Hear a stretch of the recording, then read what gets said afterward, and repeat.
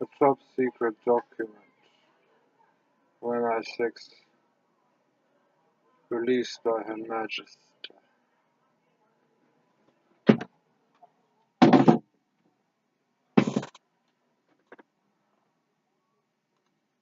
4. In terms of the intelligence flow from the Trump team to Russia, Source E reported that much of this concerned the activities of business oligarchs and their families' activities and assets in the US, with which Putin and the Kremlin seemed preoccupied. 5. Commenting on the negative media publicity surrounding alleged Russian interference in the US election campaign in support of Trump, Source E said he understood that the Republican candidate and his team were relatively relaxed about this because it deflected media and the Democrats' attention away from Trump's business dealings in China and other emerging markets. Unlike in Russia, these were substantial and involved the payment of large bribes and kickbacks, which, were they to become public, would be potentially very damaging to their campaign. Finally, regarding Trump's claimed minimal investment profile in Russia, a separate source with direct knowledge said this had not been for want of trying.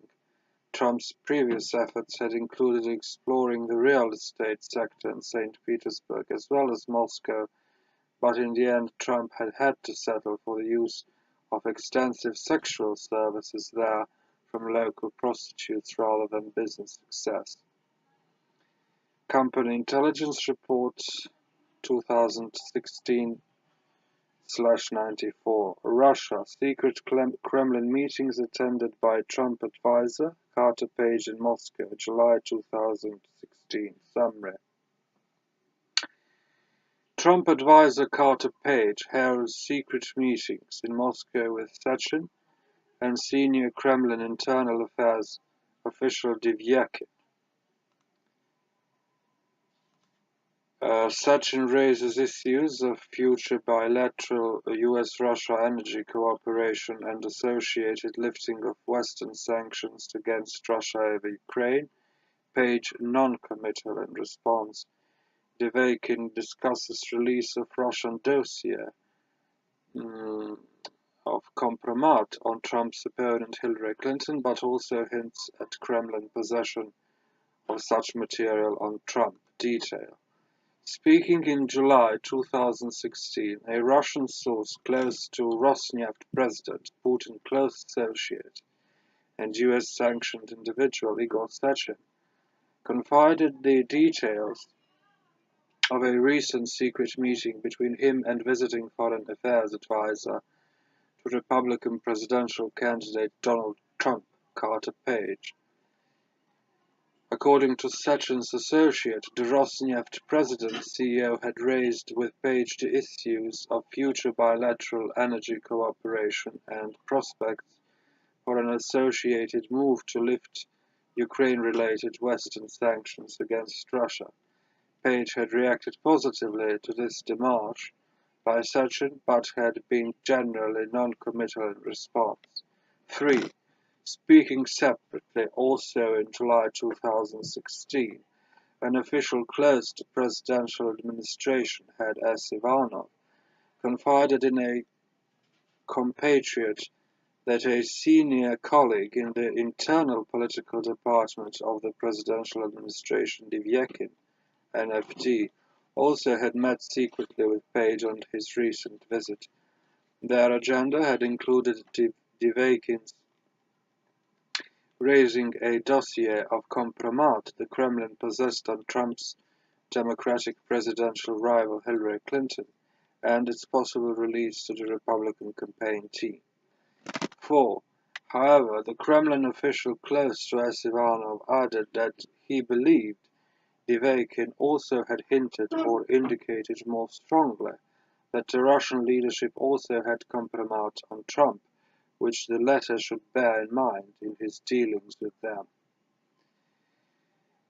19th July 2016, Company Intelligence Report 2016, 97 Russia-US presidential election, Kremlin concerned that political fallout from DNC email hacking affair spiraling out of control.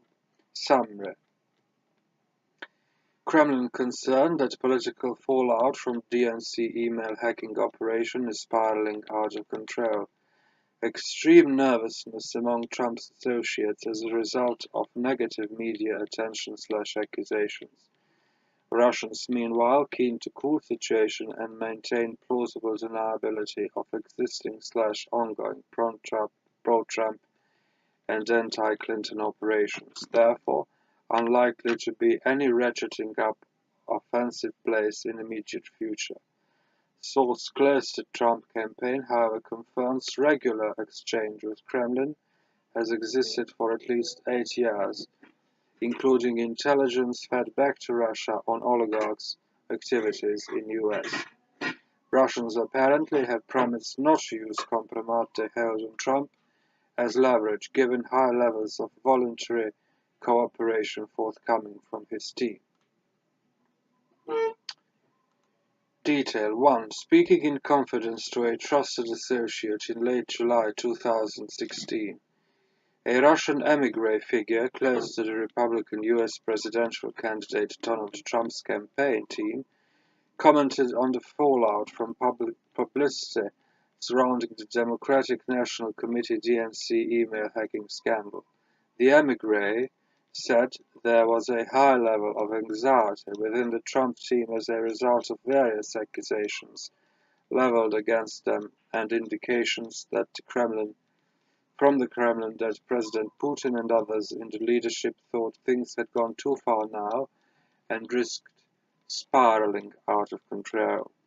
2. Continuing on this theme, the émigré associate of Trump opined that the Kremlin wanted the situation to calm, but for plausible deniability to be maintained concerning its extensive pro-Trump and anti-Clinton operations.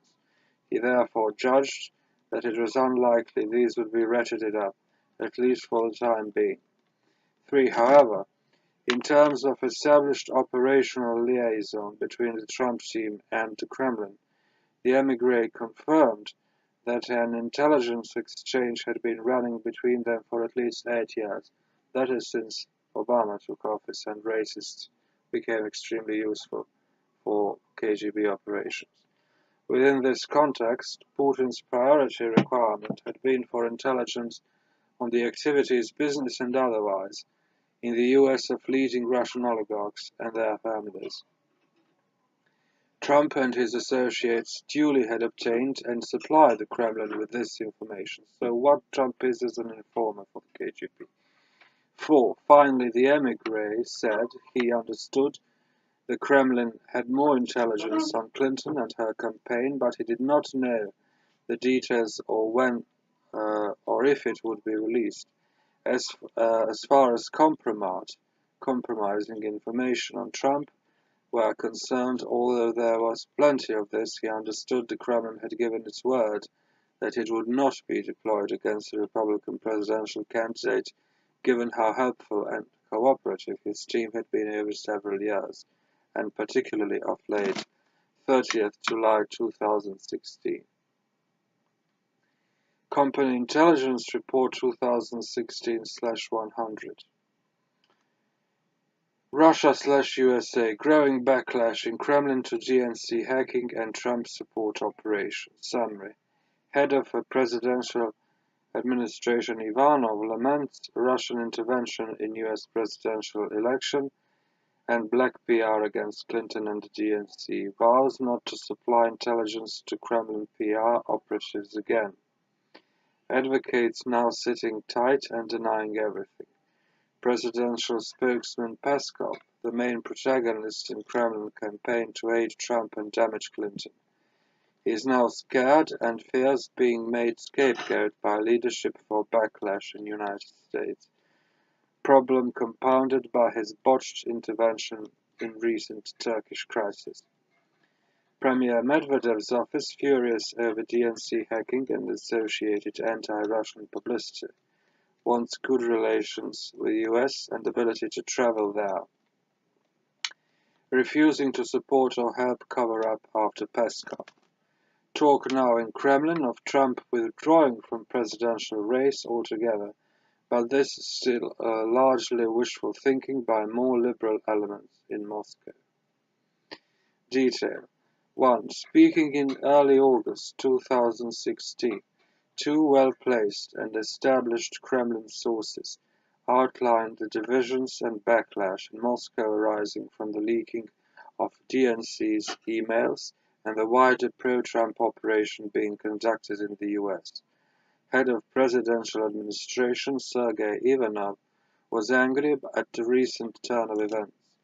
He believed that Kremlin team involved, led by presidential spokesman Dmitry Peskov, had gone too far in interfering in foreign affairs with their elephant in China shop black PR.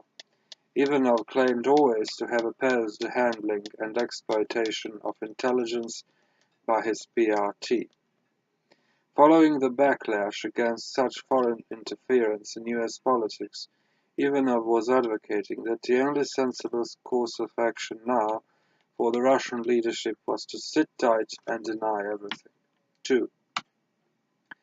Continuing on this theme, the source close to Ivanov reported that Peskov now was, quote, scared shitless, that he would be scapegoated by Putin and the Kremlin and held responsible for the backlash against Russian political interference in the US election. Ivanov was determined to stop Peskov playing an independent role in relation to the US going forward, and the source fully expected the presidential spokesman now to lay low. Peskov's position was not helped by a botched attempt by him also to interfere in the recent failed coup in Turkey. From a government relations GR perspective, no further details.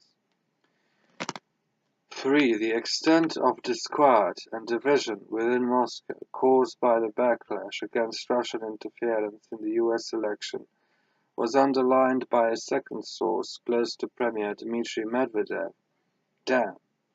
He said the Russian Prime Minister and his colleagues wanted to have good relations with the US regardless of who was in power there, and not least so as to be able to travel there in the future, either officially or privately. They were openly refusing to cover up for Peskov and others involved in the DNC Trump operations or to support his counterattack of allegations against the US government for its alleged hacking of the Russian government and state agencies. Now, Sergei Ivanov, I think he was fired during this crisis. Let me just see. Sergei Ivanov.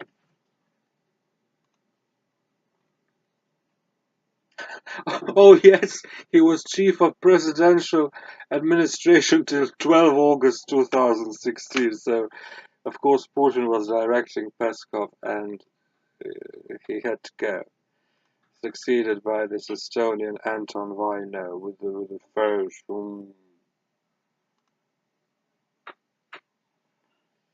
Excellent information. 3.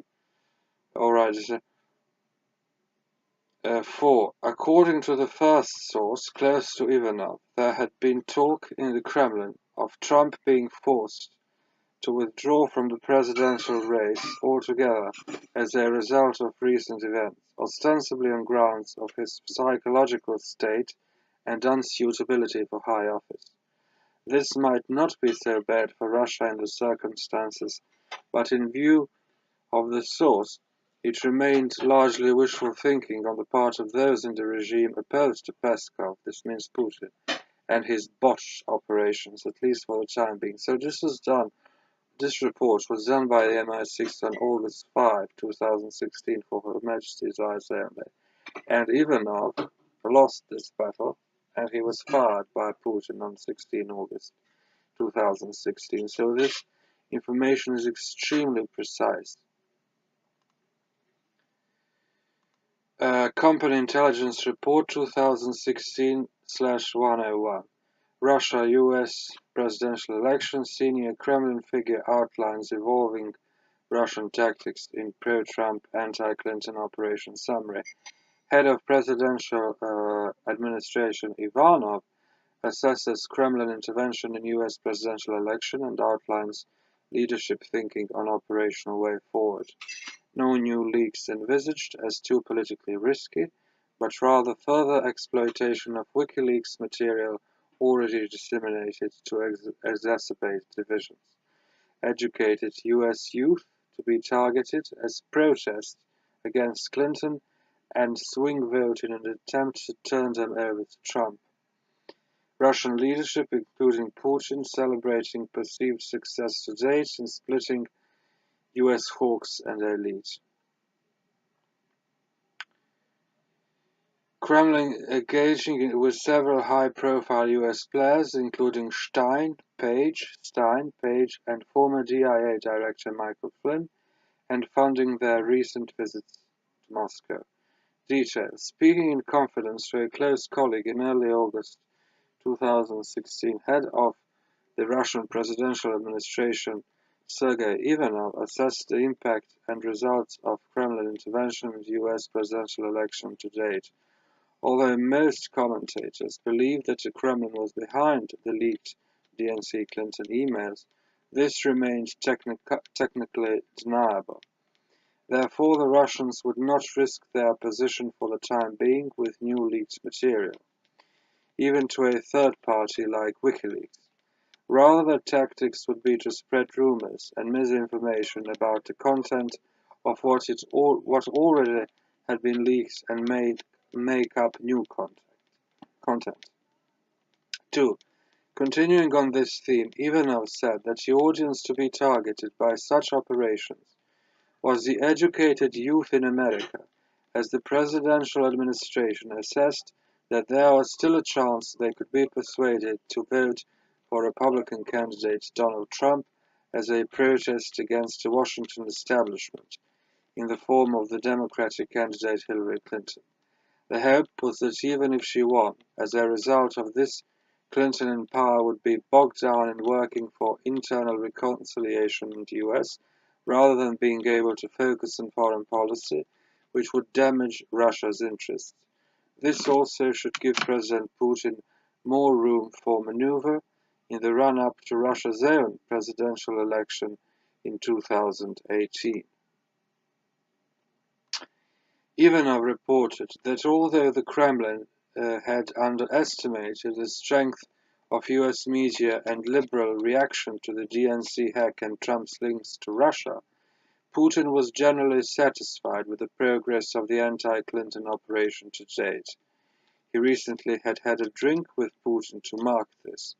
In Ivanov's view, the US had tried to divide the Russian elite with sanctions but failed, whilst they, by contrast, had succeeded in splitting the US hawks inimical to Russia and the Washington elite more generally, half of whom had refused to endorse any presidential candidate as a result of Russian intervention. 4. Speaking separately, also in early August 2016, a Kremlin official involved in US relations commented on aspects of the Russian operation to date. Its goal has been threefold: asking sympathetic US actors how Moscow could help them, gathering relevant intelligence, and creating and disseminating compromising information compromat. This had involved the Kremlin supporting various US political figures, including funding indirectly their recent visits to Moscow. He named a delegation from Lyndon LaRouche, presidential candidate Jill Stein of the Green Party, Trump foreign policy advisor Carter Page, and former DIA Director Michael Flynn. In this regard, and as successful in terms of perceived outcomes. This was 10 August 2016, and Ivanov was fired on 16th August and 12th August, excuse me. And this Estonian Vaino, a KGB operative and a die-hard communist, was promoted to be chief of the presidential administration. Disaster.